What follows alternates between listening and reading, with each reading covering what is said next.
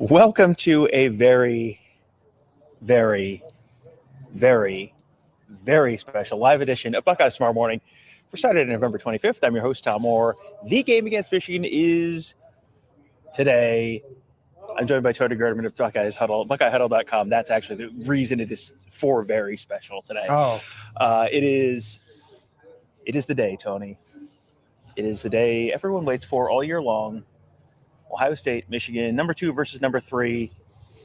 I'm sure there are some other storylines we could talk about if we really think about it, but this feels like it could be a consequential football game for the future of two different football programs. And for two very different reasons, yes. But which is one of the reasons why both teams want this one really, really badly, because I don't think any Ohio State head coach has ever wanted to send somebody out in such a fashion as could happen tomorrow, and likewise no Michigan players or coaches have probably ever wanted a game as badly as these guys do. So somebody is going to be devastated and somebody is going to be happier than they've ever been, and that's kind of what this rivalry should do every year almost. Yeah, and there's always the what's at stake, and the first thing is bragging rights, and oh boy, there's so many bragging rights on the line and so much narrative on the line.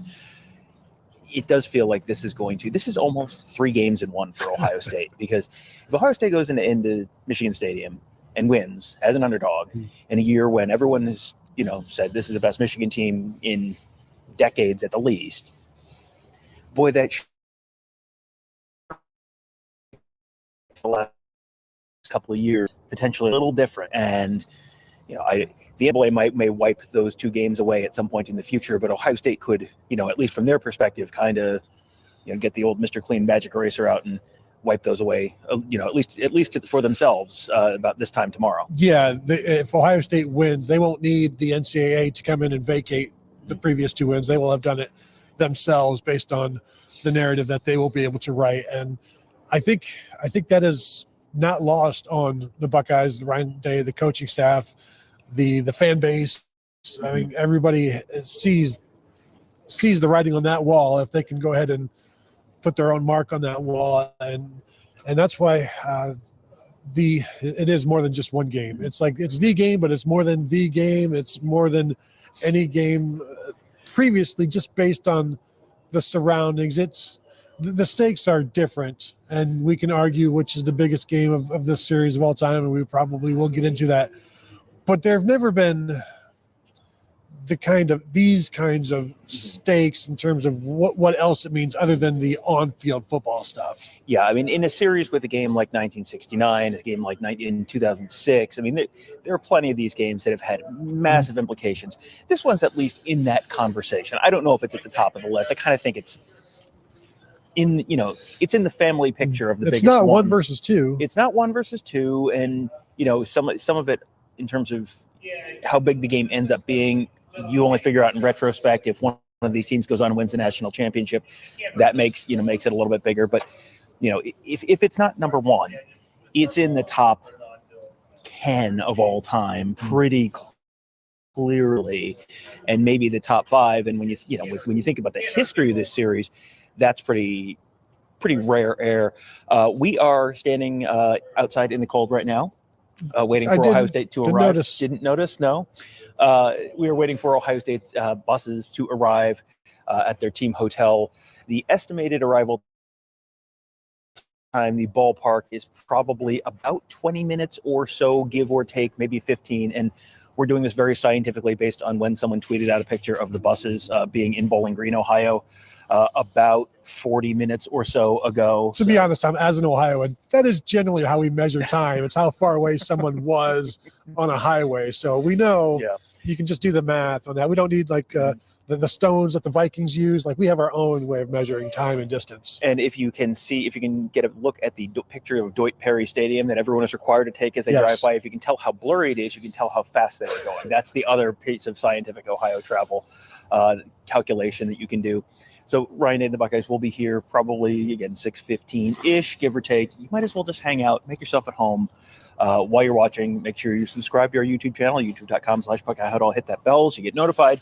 This is not the last live show that we'll be doing on Friday night. We know you want to talk more about this game. We want to talk more about this game with you. So we'll have another one coming up Probably ballpark 8:30 or 9 p.m. on Friday night. We'll go for an hour, hour and a half. We'll see how long everyone wants to go.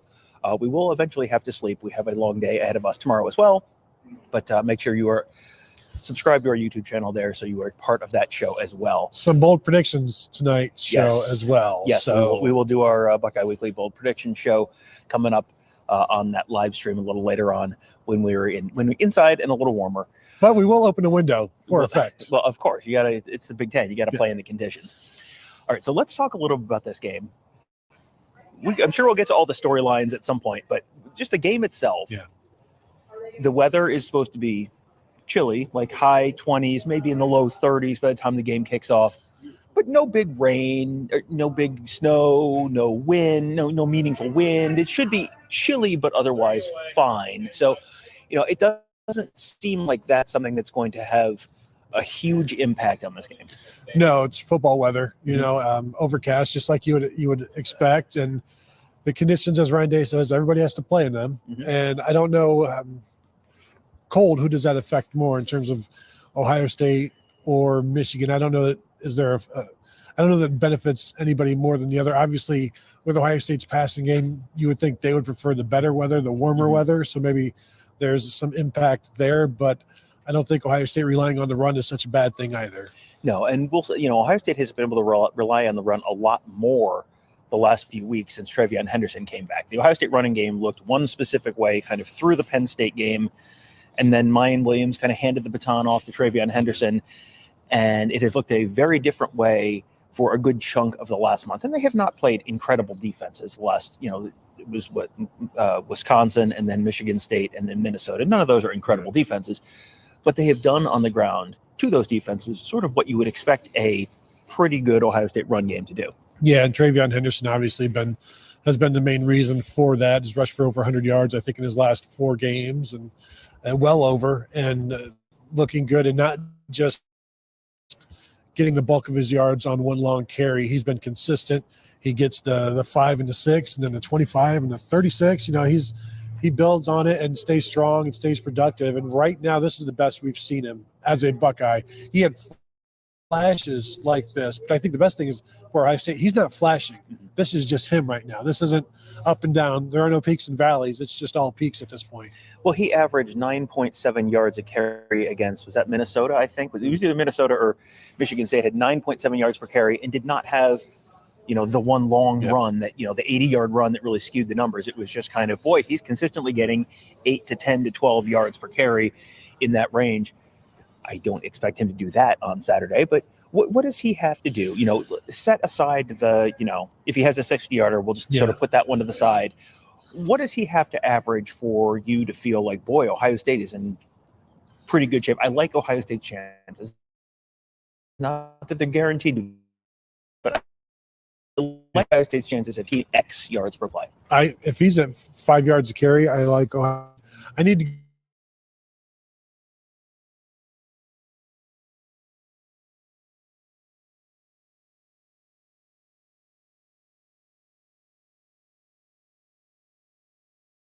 go back and go do that tonight and have shut down. I think that is running the ball a little bit, but 5 or better, I think that's pretty good for Ohio State. And what's interesting is you're trying to get to 5 or so yards per carry. Part of that's going to depend on how does the offensive line play.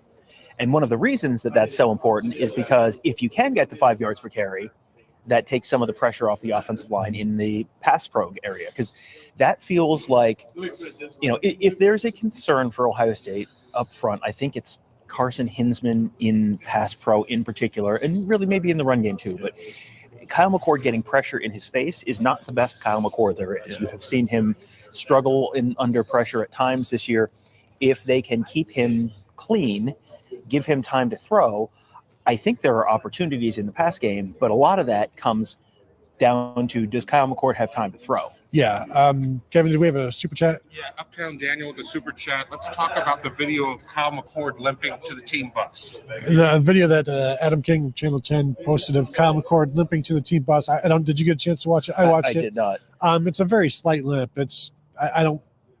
I wouldn't make nearly as much of it as everybody else seems to be making of it. It just it's a guy that we know his ankle hurts, and it's I don't think it panned down to see if he was in a boot or anything like that. But when I heard about it, I expected it to be worse, like a significant limp. But this was I don't think it was that bad. And plus, we know his ankle hurts.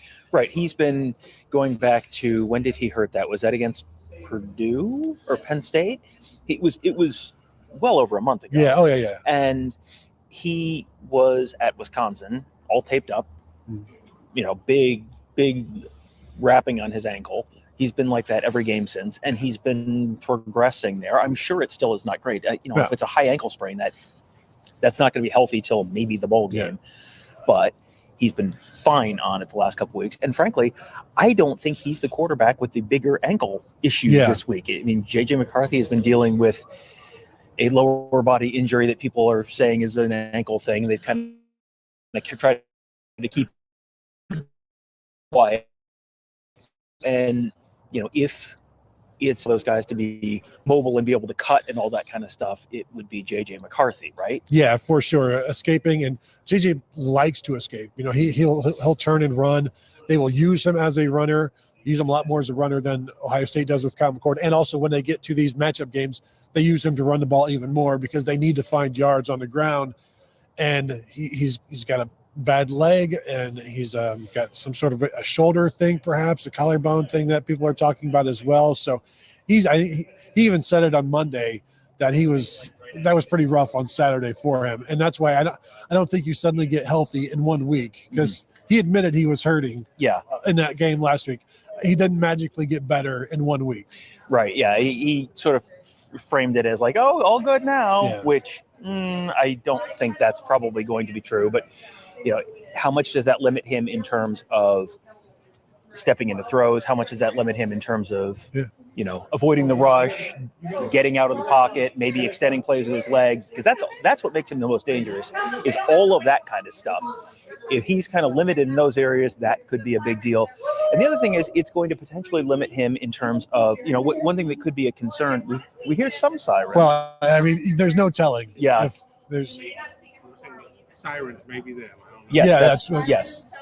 So we're hearing sirens, so that could be Ohio State's arrival. We will what see. Time is it? It's 6:05, so it was a little earlier than we're expecting. But once you hit the border, like, you're going from 65 to 75. That's true. You're so we'll keep an eye on that. But one thing that could make that a bigger issue is that Michigan, especially tackle Carson Barnhart, has not been great in pass pro the last couple of weeks. So that could put more pressure on McCarthy, which could create more issues with a bum ankle.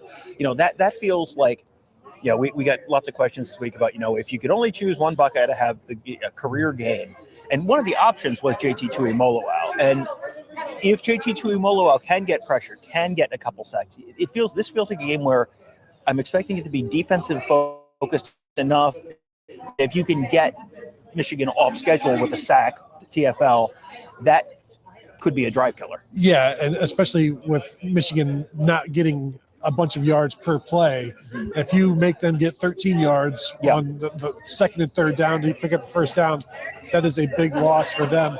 I thought one of the things that Maryland did pretty well is they know where JJ escapes to, and they would have somebody waiting. They would attack that as well. But you got to have athletes get after him and slow him down when he does try to make you move. And I don't think he's not as quick right now. He's not as nimble right now. And that makes him an even more attainable target. So it will be interesting to see how Jim Knowles comes after him. How much of the memory of last year of giving up those big plays sticks with him, and also how much the fact of like, I feel like I could be more aggressive with these guys because the guys on the back end are better than they were a year ago.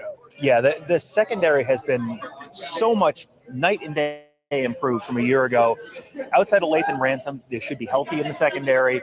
They've given up one play all year, exactly one, of 40 yards or more, and that was that weird Fumblerooski fourth and run, like double handoff play that Rutgers ran. So just in terms of lineup and play action pass or whatever, no plays over 40 yards all season, no runs over 40 yards all season out of like a traditional running formation. I mean, it has been, as good a big play defense as they've had at Ohio State in a long time. I'm expecting Michigan to play a lot of too high safeties and make Ohio State be methodical going down the field. So even though Jim Knowles is playing a lot more conservatively and a lot less, blitz than he was a year ago, I'm still expecting him to probably be the more aggressive of the two coordinators. Yeah, I would agree with that. It'll be.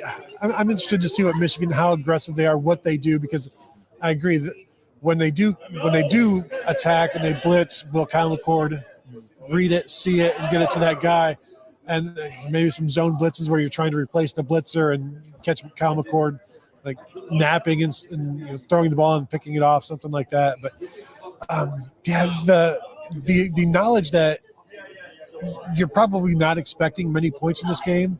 So a blitz, you have to be smart with it, because that could lead to the 7 points that is the difference in this game. So, but then also you can't stay too conservative and just let them 6, 8, 5 yards, snap after snap. Well, it's this really catch-22 situation where if you're expecting a low-scoring game, you can't give up a touchdown. So you don't want to give up the big play, but also you don't want to let them methodically get down to field goal range, because if it's 20-17, a field goal means a heck of a lot more than it does if you're playing in the 30s and the 40s. Especially with limited possessions in this one, which you might see, because I don't know, Ohio State with tempo, if Michigan has like a 6-minute drive, do you want to go tempo right after that, or do you want to let's hold the ball for a little bit so that try to extend a possession and things like that? Like all of these different little nuances that come in terms of time of possession being what it is, but possession being important in a game like this where you might only have 9 attempts with the football. Well, and the way Michigan has been playing on offense, they're not hitting a ton of big plays, certainly not on the ground. So in order for Michigan to pick up, put together a 6-minute drive, that's going to involve picking up a bunch of third downs, it feels like. So because it feels like Blake Corum and Donovan Edwards have been just kind of in the 4-ish yards per carry. Pretty much. I mean, I think they were both in the 4-something yards per carry all season long, which is just that's not what you have seen from them in the past. I don't know how much of that is those guys. I don't know how much of that is the offensive line is not quite what it has been in the past. Do you expect Michigan to be able to run the ball to the point where they're picking up a bunch of the third downs? I think 3rd and 2, I like their odds, but if they get behind behind schedule at all, I think that could be an issue for them trying to stay on the field. They're really good at getting into the end zone from the 1, but they get stopped quite a bit on short yards outside of the red zone. And they should not be able to run the ball very well against this Ohio State defense. That doesn't mean they're not going to try. I don't know if Michigan rushes for more than 160, that to me is a big number for what Ohio State has been able to do defensively. And Michigan has not been that good running the ball. They've just run it a lot, and they build up numbers. Last week against Maryland, averaged 3.3 yards per carry, but ran for 160 or 180 yards, something like that, because they ran it 45 times. If they run it 45 times in this one, it almost doesn't matter what they're averaging, because they're just controlling the ball, and clearly they're picking up some third downs. Right. And the third downs against Penn State, they were picking some up on the ground. Michigan that led to scoring drives because they were attacking Manny Diaz's blitzes with the running game. Yeah. And so I'm sure Ohio State obviously watched that game and saw what Michigan likes to do. And they will run the ball on 3rd and long. They did it, I think, half of their 3rd and longs last week, especially if you've got JJ McCarthy banged up. They're going to try to get some cheap ones, some sneaky ones in there. Yeah, and I think a lot of Michigan's success on the ground is going to depend on whether Ohio State thinks JJ McCarthy can run and whether JJ McCarthy actually can run. Maybe not necessarily in that order, but possibly. Because if you have to account for the quarterback in the run game, that changes your numbers a little bit. If you don't, if it's just going to be a handoff and you're basically daring him to run, the way that teams have treated Kyle McCord this year, okay, you're going to show us you're going to run a read. Okay, we'll believe that he's going to keep it when he does. I think I don't think Ohio State can be quite that bold in the run game, but I think Michigan might have to show that they're willing to run McCarthy and that McCarthy's able to run before Ohio State totally buys into that. Yeah, I think you force him to keep it on the reads a couple of times. 1, to see how healthy he is, and 2, to try to hit him to make him less healthy. So yeah, you'd much rather have him carrying the ball. Although right now he is honestly one of their most explosive carrier. Not now, maybe because he's hurt, but there have been weeks where he has been their most explosive guy because he can get out on the edge. And everybody else, Blake Corum and Donovan Edwards, Khalil Mullings, up the middle, it's not nearly as productive as he was able to be sometimes getting out there.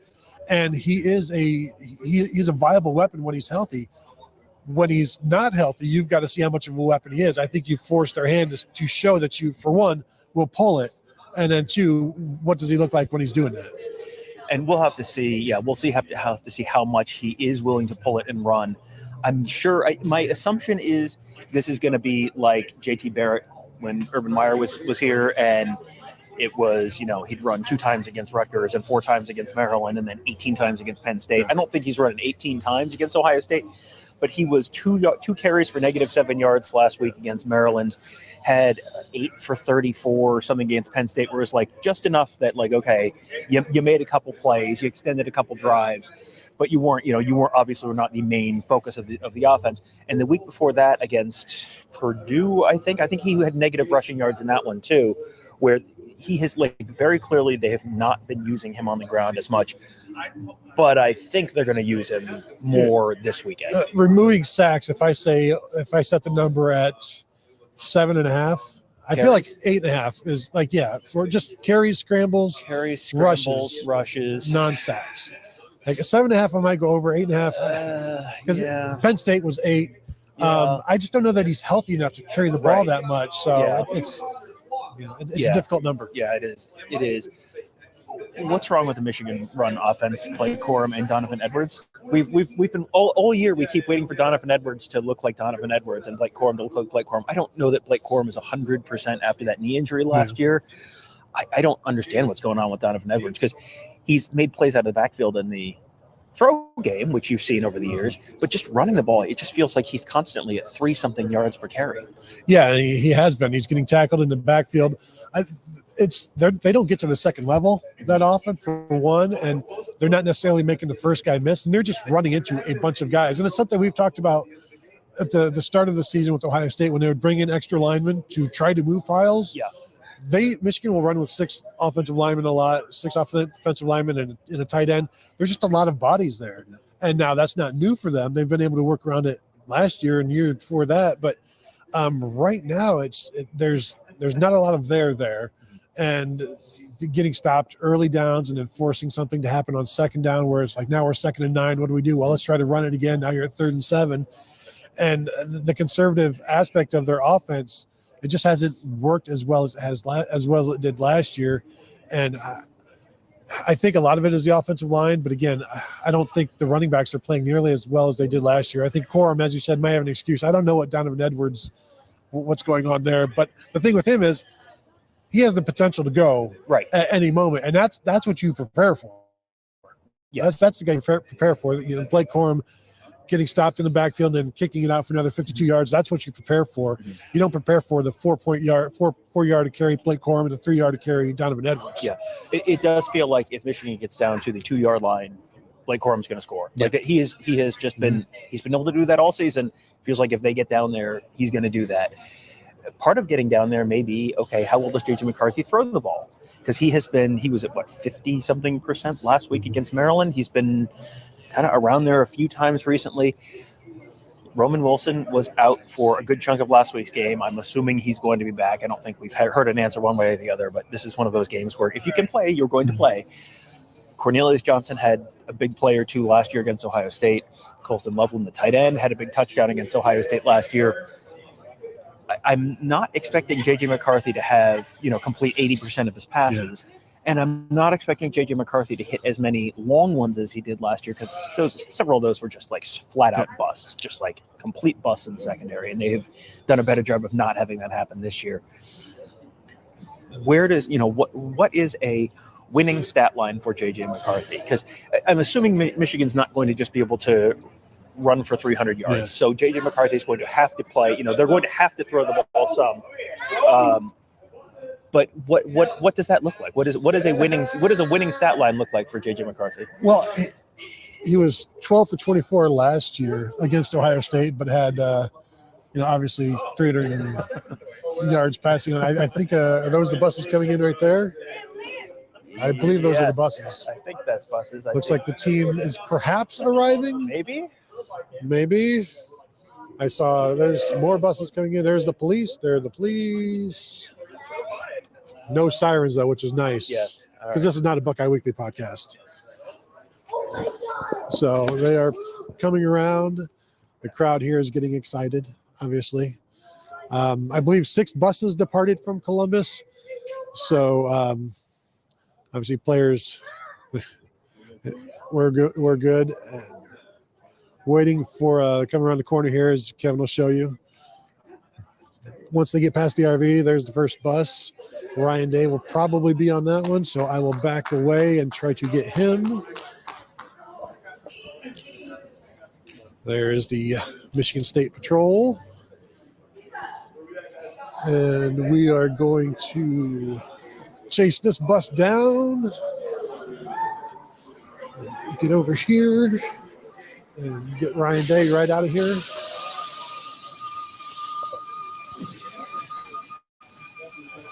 Ryan Day in bus 1, seat 1, bus 1. He'll come out here and we will grab him. I believe. Unless they have pulled a fast.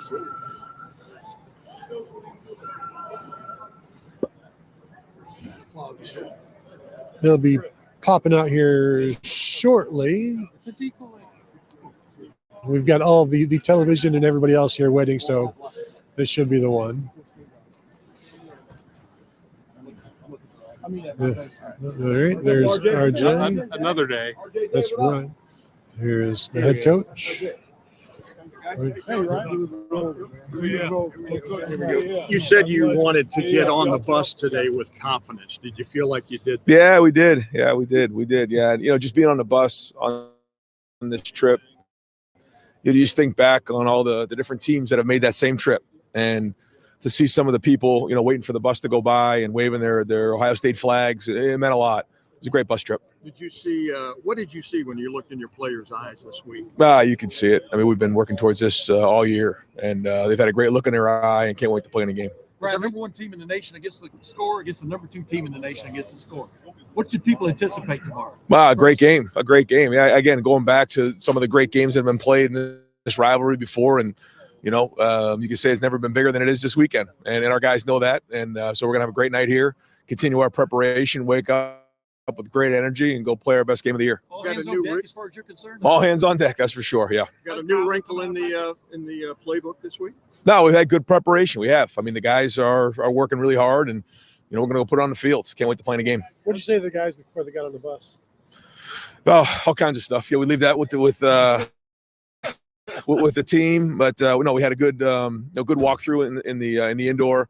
Had some really good meetings, and got on the bus and ready to roll.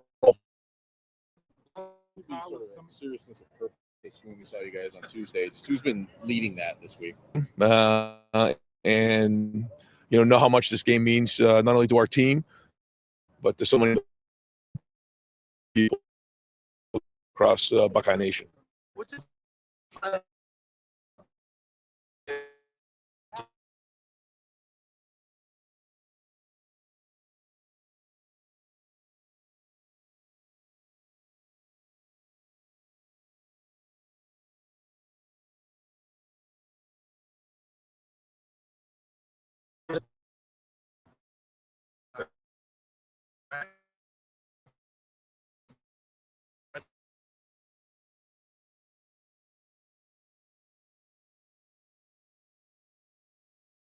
The